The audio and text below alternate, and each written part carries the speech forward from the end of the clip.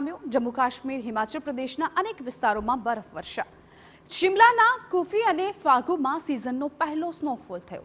રસ્તા, મકાનો અને બરફની ચાદર પથરાઈ ગઈ। આજે પણ અનેક વિસ્તારોમાં બરફવર્ષાનું અનુમાન। રિકાંગ પીઓમાં -1 અને નારકંડામાં -0.8 ડિગ્રી તાપમાન નોંધાયું।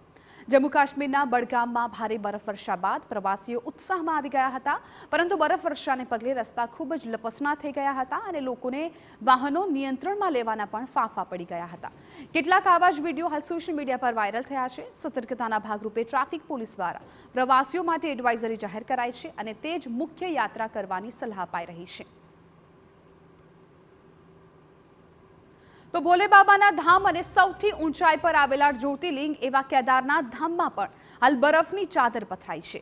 ઉત્તર ભારતના અન્ય રાજ્યોની જેમ ઉત્તરાખંડમાં પણ ઠંડીનો ચમકારો વર્તાઈ રહ્યો છે અને વિવિધ વિસ્તારોમાં સ્નોફોલ થઈ રહ્યો છે। ઉલ્લેખનીય છે કે ઠંડીની ઋતુમાં ચારધામ યાત્રા બંધ રહેતી હોય છે, પણ હાલ તો કેદારનાથ ધામથી સામે આવેલા દ્રશ્યો લોકોને ખૂબ જ આકર્ષિત કરી રહ્યા છે।